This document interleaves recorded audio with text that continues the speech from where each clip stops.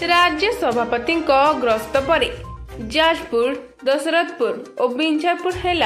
गेरुआमय।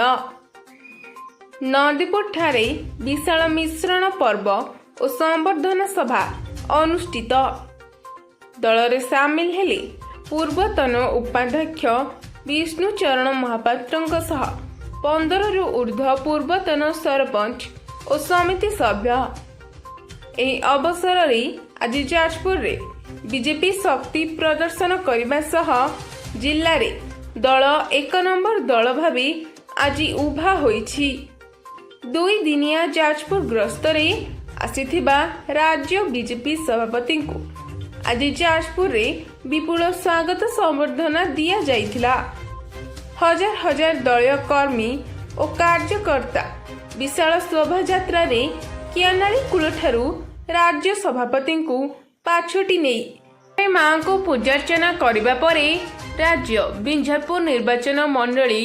BJP नेत्री बबीता मल्लिक सभापतित्व रे अनुष्ठित एही मिश्रण पर्व रे संबर्धना सभा रे अन्यतम अतिथि भाव जाजपुर सांसद डॉक्टर रवि नारायण बेहरा, जिला बीजेपी सभानेत्री देवजानी प्रधान, बड़चना विधायक अमर नायक, कोरेई विधायक आकाश दास नायक, धर्मशाला विधायक हिमांशु शेखर साहू, बीजेपी नेता गौतम राय, बरी बीजेपी नेता उमेश जेना, बीजेपी राज्य संपादक सरोज कुमार कर, राज्य मुखपात्र मनोज महापात्र प्रमुख जोग देइथिले। एही अवसर रे दशरथपुर ब्लॉक रो पूर्वतन उपाध्यक्ष विष्णुचरण महापात्र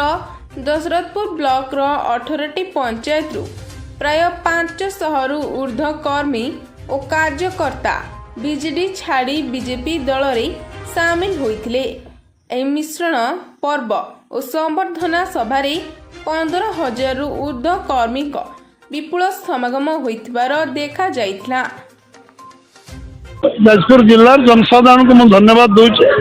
से भाव में 2 दिन धरी स्वागत संबर्धना जनइले निश्चित और अभूतपूर्व थिला एवं लोक मानकर जो आग्रह उत्साह उद्दीपना विश्वास विश्वसनीयता बढ़ी भारतीय जनता पार्टी से निश्चित भाव में भारतीय जनता पार्टी पूरा जिला बड़चना आरंभ बड़चनार बहु समस्ते प्राय मिसी धर्मशाला प्राय मिशन जाजपुर निश्चित भाव में भारतीय जनता पार्टी आगे शक्तिशाली हम जाजपुर जिले में कौन संदेह पाणीकोली छक कहतु व्यासनगर अंचल कहतु कोरे अंचल कहतु सुकिंदा कहतु ये काली 5टी निर्वाचन मंडल में मनमोहन सामलकर गस्त था।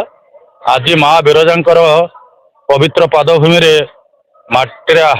पाद देकी मुख दर्शन करी माँकर जाजपुर पौर परिषद अंचल दशरथपुर ब्लॉक अंचल देकी नंदीपुर पंचायत रे ये जो महामिश्रण कार्यक्रम जोग देइछंती आपण माने मीडिया भाई माने देखिछंती जो हजार हजार संख्यार आबाल वृद्ध वनिता 2 दिन धरिके जाजपुर जिला को उठा पका करिछंती। ये गोटे संकेत दउची से दिन चंडीखोल रे मोदीजी सभा जाजपुरवासी सहयोग उपस्थान प्रेरणा ओडिशा रे डबल इंजन करने एकला बीजेपी सरकार करने शक्ति जोगईला प्रेरणा जोगईला। आज मनमोहन सामल उच्छेसित केवल संबर्धना जणई नाहंती विकसित ओडिशा मोहन माझी मान्यवर मुख्यमंत्री जो स्वप्न विकसित ओडिशा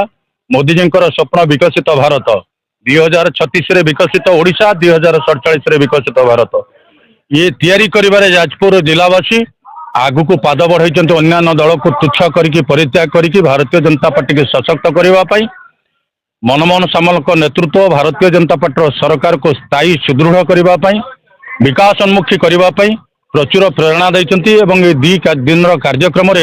सारा जिलावासी ओडिशावासी के जनई जे गरीब जनता आम जनता जे नुआ सरकार डबल इंजन सरकार पर गभीर आस्था